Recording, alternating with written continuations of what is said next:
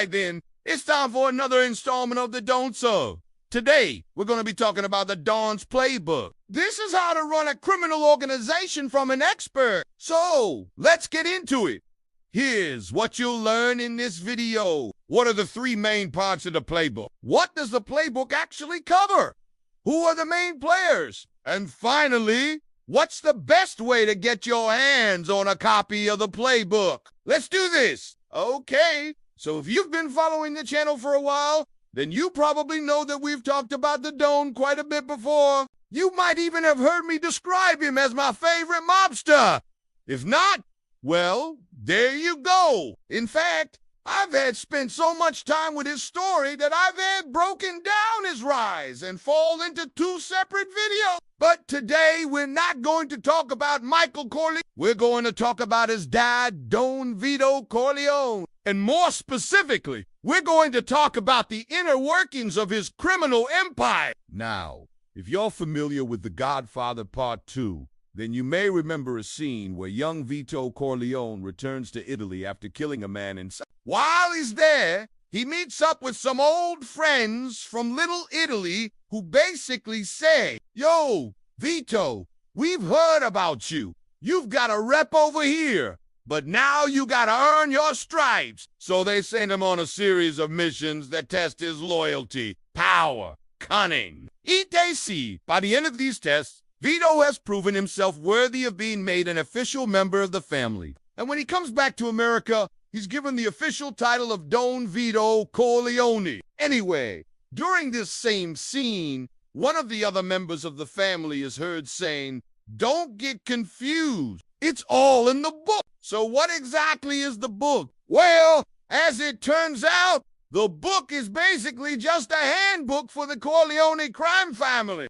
It outlines their business interests, their structure, their goals, their strategies, everything really. And because it's such a fascinating piece of fictional storytelling, I'm going to spend the rest of this video breaking it down. All right, so now that we understand what the playbook is, let's talk about what it covers. First, the playbook lays out the basic structure of the family business. Now, if you've seen any of the Godfather movies, or if you've done any research on the Mafia in general, then you already know that the family is the core unit of any crime syndicate. That's because blood ties, which are strengthened by tradition and solidified by ritual, are considered to be the strongest bonds in the Mafia world. Of course, there were also associates and other allies of the family, but those people would never be trusted as much as actual blood relatives. Also, since the family was the smallest possible unit within the organization, it was also the most easily managed. The boss could keep tabs on his immediate family members,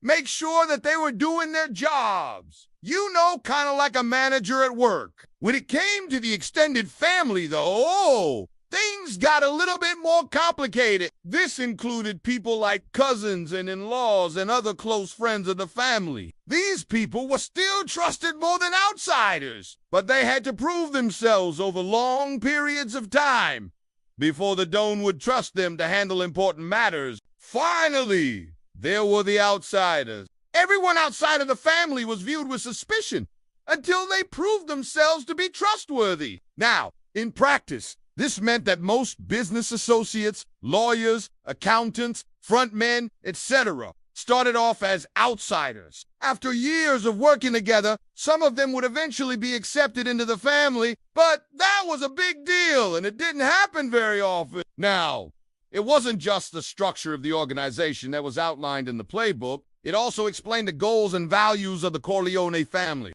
Now, despite the fact that they were criminals, the Corleones weren't just some mindless thugs looking to kill people and take their stuff. They were ambitious, intelligent individuals who wanted to build a legitimate business. As Tom Hagen famously said, "A mafia family is like a regular family. You gotta look out for each other." And that's why the Corleone family took pride in the fact that they did business with honor. They believed in personal loyalty and family first, and they were willing to do whatever it took to protect both. Also, even though they operated outside of the law, they weren't above seeking legal counsel. In fact, They had a team of lawyers on retainer whose job it was to make sure that their activities couldn't be traced back to them. And that's how the Corleone family was able to grow their criminal empire without ever getting caught. Next, the Playbook covered strategy and operations. How exactly did the Corleones become the most powerful family in New York? Well, according to legend, they did it the same way that Vito Corleone tested young Vito, by performing small tasks for the other families until they were given bigger and bigger responsibilities. Eventually, they were trusted enough to run entire departments, and then eventually, they were trusted enough to run the whole thing. By the time Vito became the Don, he was the most respected and feared member of the commission, which meant that he basically ran all of organized crime in the United States. Under him, the 5 families operated with efficiency and precision, making millions of dollars every year through gambling, loan sharking, extortion, and later, unions and the drug trade. Also, even though the 5 families were technically independent of one another, they worked together to achieve common goals. For example, when war broke out in Europe, they agreed to pool their resources so that they could make money off of the conflict. They also agreed to respect one another as territory and to avoid competing with one another in certain areas. This kept the peace for the most part, and it allowed them to operate more efficiently. Finally, the Playbook explained the punishments that were handed out for breaking the rules. Now, if you've watched any of the Godfather movies, then you know that there was no greater insult than being banished from the family. That's because the Mafia believed that blood ties were the strongest bonds possible, and therefore it was a grave offense to betray one's family.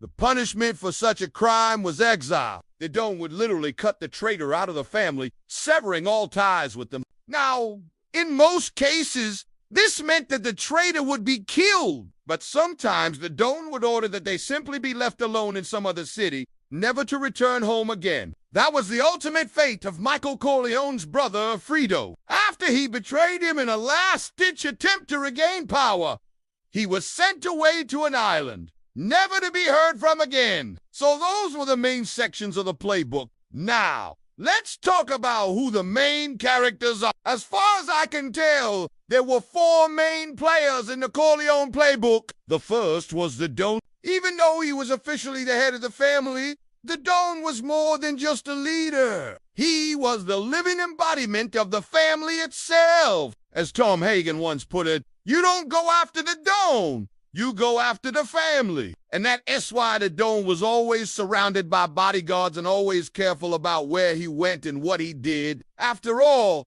if anything happened to him, then the entire family would collapse into chaos. That's why it was so important for the Don to be strong, smart, and ruthless. He had to be able to make tough decisions quickly and efficiently. He also had to be respected and feared by everyone in the family. The next player was the consigliere, who was essentially the Don's right-hand man. He was usually an older member of the family who was trusted by the Don more than anyone else. The consigliere's job was to advise the Don on important matters and to carry out his orders. In The Godfather, the consigliere is played by Tom Hagen, who is the smartest character in the movie. He was a lawyer by trade, which made him uniquely qualified to handle the family's affairs. In addition to being smart, Hagen was also loyal and trustworthy. That's why he was the only person that the Don trusted to handle his personal affairs. Then there was the Capo Regime, who was the leader of the soldiers. The Capo was responsible for carrying out the Don's orders and keeping the family's business running smoothly.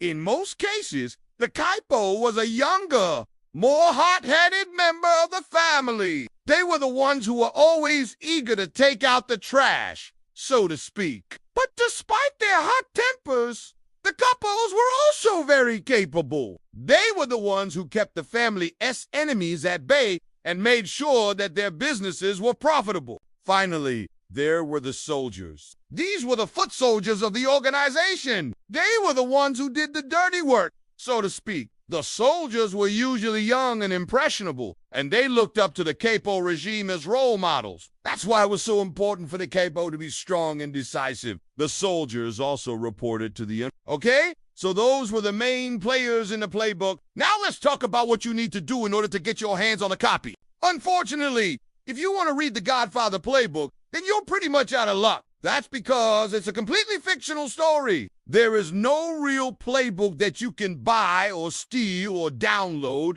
However, there are some books on Mafia culture that cover similar topics. So if you want to learn more about how the Mafia works, then you should check those out. As always, stay tuned for more content. Until then, you can watch these videos right here.